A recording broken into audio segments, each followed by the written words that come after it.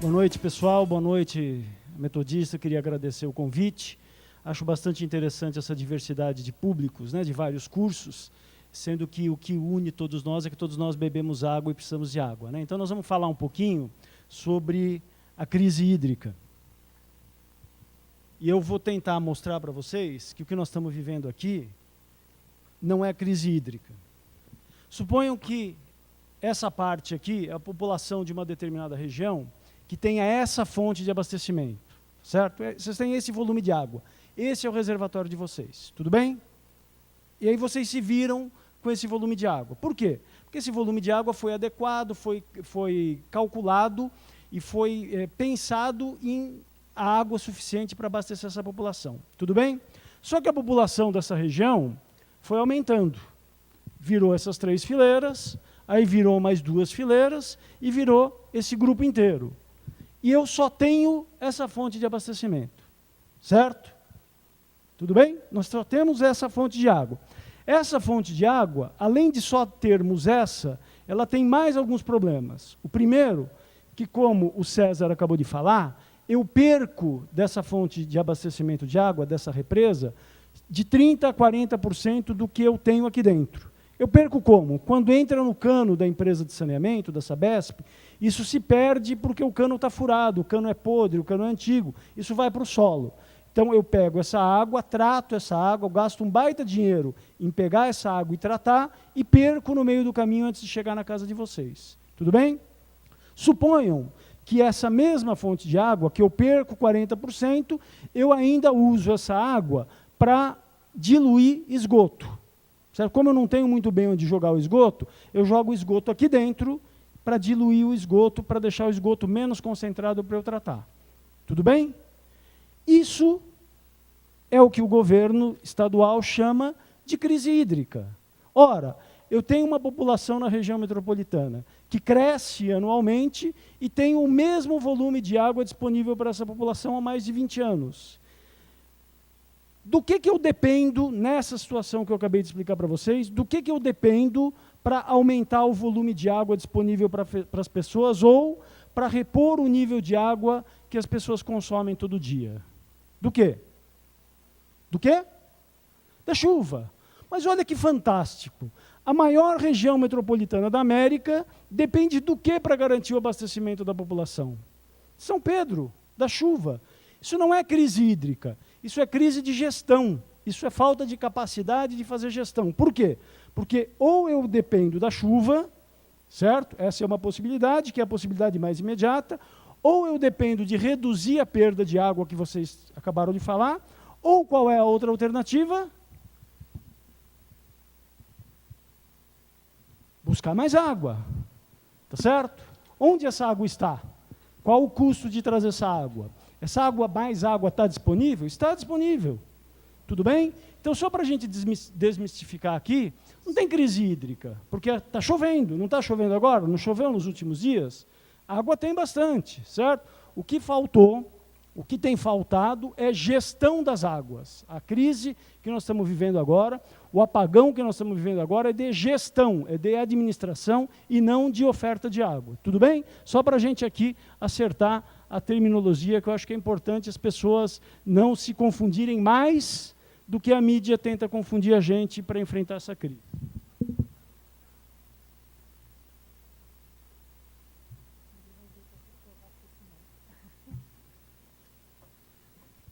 Como é que funciona a administração da água no Brasil?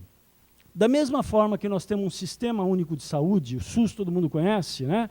Ou para elogiar ou para xingar, todo mundo conhece o SUS. Nós temos um sistema que faz a administração das águas.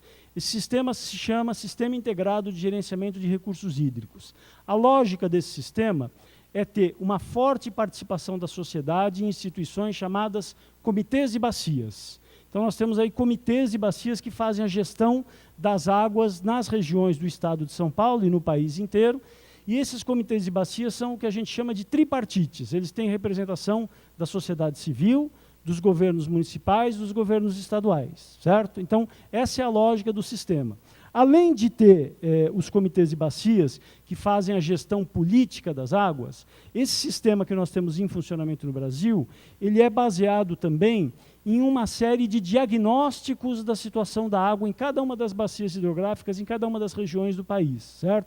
Então, nós temos informações confiáveis, informações disponíveis sobre o volume de água disponível em cada uma das bacias, em cada uma das regiões do país, e se esse volume de água é suficiente ou não para atender a população existente e a população que vai vir a existir no futuro. Então, nós temos diagnósticos interessantes que dizem o seguinte: olha, tem água na região, vai faltar água na região, a água da região é boa, é ruim. Esse diagnóstico existe. E, além dos diagnósticos, dentro desse sistema de gestão de águas, nós temos uma outra ferramenta, que são os planos de gestão, ou os planos de bacias. Ou seja, tudo isso está instalado, tudo isso está funcionando, tudo isso está normalmente rolando aqui no estado de São Paulo. A situação que nós temos hoje, que eu acabei de brincar aqui com vocês, de mostrar, é uma situação que foi prevista no sistema de gerenciamento de recursos hídricos por intermédio de diagnósticos da situação das águas na região metropolitana e cuja solução foi apontada em planos de gestão há mais de 10 anos. Então, a provável situação de escassez, a provável situação de insuficiência dos reservatórios existentes hoje na região metropolitana é algo que já foi apresentado há mais de 20 anos por planos que foram contratados e executados pelo próprio governo paulista, pelo próprio governo estadual, que diagnosticou a situação que eu mostrei para vocês. Essa fonte de água, as nossas fontes de reservação, serão insuficientes para atender a evolução da população ao longo dos anos. Entretanto, o diagnóstico foi apresentado, o plano foi apresentado, ou seja, o que eu tenho que fazer para resolver essa situação, o que eu tenho que fazer para trazer mais água para as pessoas da região metropolitana, o que não foi feito no momento adequado, o que não foi providenciado no momento adequado, foram as intervenções necessárias para trazer mais água para a região metropolitana. E isso eu estou dando de barato, esquecendo o fundamental, que é o que o César falou. Porque se a gente tivesse atuado, como o César falou, protegendo mananciais, protegendo a floresta, protegendo a vegetação, as áreas de preservação permanente, talvez a gente não precisasse de tanta água no momento que nós estamos precisando agora, de trazer tanta água de fora. Entretanto, como nós fomos incapazes de fazer o que o César falou, a solução, do ponto de vista técnico, do ponto de vista de engenharia, estava apontada. O que ocorreu foi que a solução apontada não foi implementada no tempo suficiente. Se confiou o tempo inteiro de que as chuvas chegariam, de que as chuvas reabasteceriam os nossos reservatórios. E cá para nós, pessoal, de novo, deixar a região metropolitana de São Paulo com toda essa intensidade econômica, com toda essa atividade cultural e econômica que tem aqui, esperando chover, refém da chuva, é uma irresponsabilidade muito grande, porque a chuva pode não vir. E essa foi a aposta, tem sido a aposta, eu vou falar daqui a pouquinho sobre isso, do governo estadual, o tempo inteiro, apostando na chuva, apostando que a chuva vai chegar, para minimizar o problema ou para minimizar a crise da falta de planejamento ou da execução do planejamento que foi realizado ao longo do tempo. Isso, então, falando um pouquinho sobre o geral, sobre o aspecto da crise e por que ela ocorre. Agora eu queria falar um pouquinho sobre a gestão da crise. Dado que nós entramos na situação de quase colapso de abastecimento, o que se faz, né? O que temos assistido ao governo estadual de providências, né? Na minha opinião, nós estamos tendo aqui, eu vou dar alguns exemplos para que as pessoas não esqueçam dos exemplos, nós estamos tendo um show de improvisos, onde a cada semana se tem uma solução nova sendo apresentada e o recuo daquela solução. Então, eu vou dar aqui 5 exemplos para vocês que vocês vão lembrar. Vocês lembram que alguns, talvez há 1 ou 2 meses atrás, primeiro, vazou um áudio de uma reunião da Sabesp, onde um diretor da Sabesp, o pessoal aqui que é de curso de jornalismo, etc., talvez se lembre disso, onde o diretor da Sabesp diz o seguinte: pessoal, a solução vai ser ir para Ubatuba, Santos, São Vicente, tomar banho na casa da mãe. Era esse o grau de responsabilidade do gestor que tem a obrigação de oferecer água potável para os cidadãos. Esse mesmo diretor da Sabesp, numa inauguração de uma obra da Sabesp na presença do governador, o governador estava num canto inaugurando uma obra, o diretor da Sabesp estava em outro canto.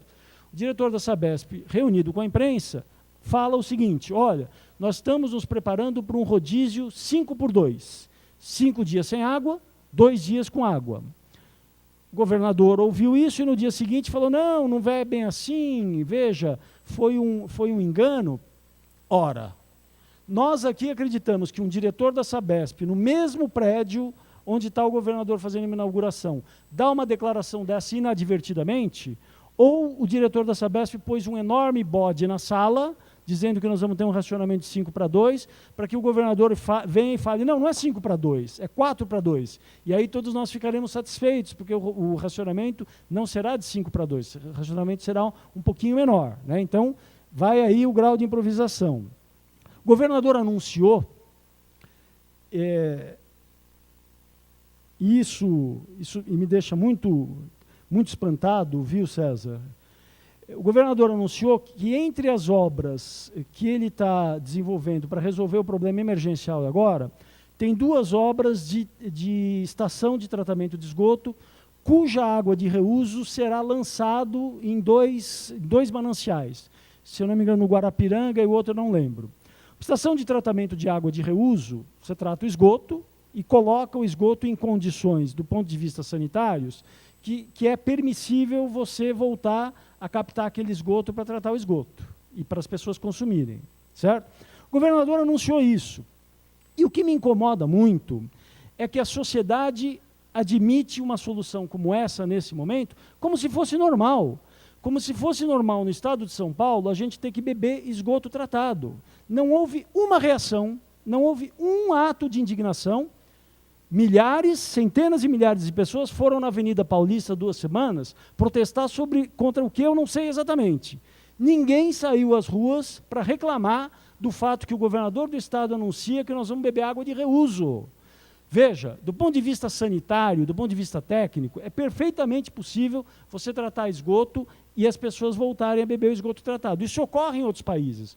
O que eu estou dizendo aqui é que isso demonstra a falência da política pública de abastecimento de água, de tratamento de água, a gente tem que usar esgoto. Nós ainda não chegamos nesse ponto. Nós chegamos no ponto de usar esgoto tratado para oferecer o esgoto tratado para equipamentos industriais, como isso ocorre em São Caetano, na estação de tratamento de esgoto. Você trata o esgoto e oferece água de reuso para um equipamento industrial que vai fazer resfriamento de máquina, vai jogar lá no vaso sanitário, mas não para abastecimento público. Veja, e isso foi anunciado também pelo governador como um novo volume de água que vai nos ajudar a suportar o período de crise. Se não me engano, 4 metros cúbicos de água virão de estações de tratamento de esgoto que serão lançados nos reservatórios que nós temos hoje. E o governador também, no bojo desse show de improvisações, anunciou há 3 semanas que o reservatório Billings, como o César falou, seria a grande salvação da lavoura, né? Que haveria a transferência de 4 metros cúbicos de água do reservatório. O reservatório Billings, só muito rapidamente, eu não sei se o Renato vai falar sobre isso, o reservatório Billings ele é dividido ali na rodovia Anchieta em 2 pedaços. De quem vai daqui para Santos, o pedaço à direita do reservatório Billings, ele tem um problema que ele recebe com alguma periodicidade, em algumas situações, a água do Rio Pinheiros. Nós sabemos como é que é a água do Rio Pinheiros, tá certo? Só que a captação de água que abastece o ABC, ela não está do lado direito de quem vai para Santos, ela está do lado esquerdo. E a Anchieta é um dique, a Anchieta é uma barragem que separa o que a gente chama de corpo central do reservatório, que está aqui à direita, do reservatório Rio Grande, que está aqui à esquerda. O governador anunciou como solução que a Sabesp pegaria do lado direito da Anchieta 4 metros cúbicos de água por segundo, jogaria na parte do lado esquerdo, na parte, entre aspas, um pouco mais limpa, e essa água sairia daqui da Billings, por meio de canos, de uma canalização, iria lá para o reservatório de Itaiaçupeba, na região do Alto Tietê, num sistema de dutos de cerca de 20 quilômetros distantes. Esses dutos teriam que ser construídos. Ora, o que se anunciou? Eu vou pegar água da parte suja, vou colocar água na parte limpa, entre aspas, e vou transferir essa água para outro reservatório, para suportar outro reservatório. Já é uma improvisação, tá certo? É uma grande improvisação. 2 semanas depois, na semana passada, a Sabesp anuncia que desistiu dessa obra, que desistiu dessa intervenção, porque o custo do tratamento dessa transferência de água é muito alto. Meu Deus! Como que alguém deixa o governador anunciar essa medida como se fosse a salvação da lavoura, para que, parece maldade, parece que querem constranger o governador. E aí, 2 semanas depois, alguém faz os cálculos e chega à conclusão que é muito caro fazer o tratamento dessa água. Ora, tinha que ter feito o cálculo antes de apresentar para a sociedade essa solução, que nem é a melhor das soluções. Então, o que eu estou mostrando aqui para vocês é que, primeiro, nós não temos crise hídrica, nós temos uma crise de gestão que está sendo acentuada pelo grau de improvisação gigantesco que o governo do Estado tem enfrentado essa crise e pelo grau de improvisação cujo governo do Estado tem apresentado as soluções. E ainda para terminar essa coisa de gestão, do improviso da gestão, os prefeitos da região metropolitana, capitaneados pelo prefeito de São Paulo, pelo prefeito Haddad, solicitaram ao governo do Estado a instalação de um comitê de crise. Eu represento os prefeitos do ABC nesse comitê de crise. O objetivo do comitê de crise é as prefeituras poderem auxiliar a Sabesp na adoção de medidas emergenciais, caso as obras que estão sendo anunciadas agora não sejam suficientes para impedir o racionamento. E se o racionamento vier, as prefeituras precisam ajudar a Sabesp a operar o racionamento. Em que medida? As prefeituras conhecem quais são os equipamentos essenciais onde não pode faltar água em nenhuma hipótese. O equipamento onde tem hospital, aquele negócio de rim, hemodiálise, certo? Escolas, né? Então, as prefeituras precisam conhecer como a Sabesp quer manejar o racionamento, para as prefeituras dizerem isso. Olha, na minha cidade são tais locais onde tem que ter água, seja água pela Sabesp, seja água por caminhões-pipa, certo? O governo do Estado tem resistido a todo custo a fazer o que nós estamos chamando o plano de emergência. Até o momento, o governador anunciou há cerca de 40 dias que ia entregar o plano de emergência para as prefeituras. Até o momento, nós ainda não sabemos qual é a estratégia da Sabesp para a situação de emergência, que é a situação que eu estou dizendo para vocês o seguinte: suponha que todas essas obras que estão sendo anunciadas não dê conta de fornecer água na casa das pessoas. O que nós faremos, repito, com o hospital, com a escola, com essa universidade, com o posto de saúde, como é que chega a água nesses locais? Nós até o momento não temos, nós já estamos terminando o verão, estamos chegando na estiagem, nós ainda não sabemos qual é o plano de emergência da Sabesp para enfrentar a crise. Então, é um festival de improvisação que faz entender que é uma tentativa muito grande de fazer com que a população acredite que nós vamos passar pelo período de chuvas e não vai acontecer nada no período de estiagem. Completando, rapidamente, é importante ressaltar que está chovendo agora e que o nosso problema não vai se dar agora. O nosso problema vai se dar certamente no inverno do ano que vem, de 2016, porque nós vamos entrar no período de estiagem, no período da seca, que começa agora em maio. Vocês lembram? Maio, junho, julho, agosto, são os 4 meses sem R, onde há estiagem. Esses 4 meses, nós entraremos nesses 4 meses com os reservatórios nos chamados volumes mortos, né? Então, a mídia fala, está crescendo o Guarapiranga, está 18% o Guarapiranga, o Cantareira, está crescendo, chegando no volume morto, ou seja, a tendência é tentar chegar no zero, e nós não vamos conseguir chegar no zero, nós vamos entrar no período de estiagem com as nossas reservas sacrificadas utilizando o volume morto. A crise vai acontecer, repito, no meu entender, no ano que vem, no período de estiagem do ano que vem, porque nós vamos chegar com níveis muito baixos dos reservatórios. Então, é uma situação muito perversa, onde o governo do Estado resiste em admitir o tamanho da crise, resiste em admitir para a sociedade que a crise é muito grave e acredita que as medidas que ele está anunciando nesse momento serão suficientes para superar o problema da crise. Pode ser que seja suficiente para nos levar de abril agora até o início das chuvas em novembro, mas certamente nós vamos levar esse problema para maio do ano que vem, esse problema vai permanecer. Por fim, para a gente terminar aqui, eu queria chamar a atenção que um pouco sobre a situação de passividade da sociedade quanto a essa crise, né? Nós estamos aqui no meio dela. a sociedade não está mobilizada e não está atenta sobre o problema da crise, e uma parte do problema que a gente tem enfrentado hoje, de falta de água, é uma parte da forma utilitária com a qual a gente vê os nossos rios e as nossas represas, né? O César falou, e eu queria reforçar isso, os nossos rios, nossas represas são hoje cloacas a céu aberto, e nós estamos absolutamente acostumados com isso, faz parte da paisagem. Ninguém de nós mais se mobiliza para tentar sanear ou para tentar limpar um determinado rio, faz parte da nossa cultura. Aquele rio, o Córrego dos Meninos, o Ribeirão dos Couros, aqui em São Bernardo, em São Caetano, Tamanduateí, não nos incomoda mais, nós não estamos nem aí. Se a gente pegar as 3 ou 4 últimas campanhas eleitorais, seja para governador, seja para prefeito, quem foi que tocou nesse tema? Ou quem de nós solicitou que esse tema fosse tratado de forma adequada numa disputa, numa campanha eleitoral, quando a sociedade decide e discute quais são os temas importantes para elas? Isso não é problema.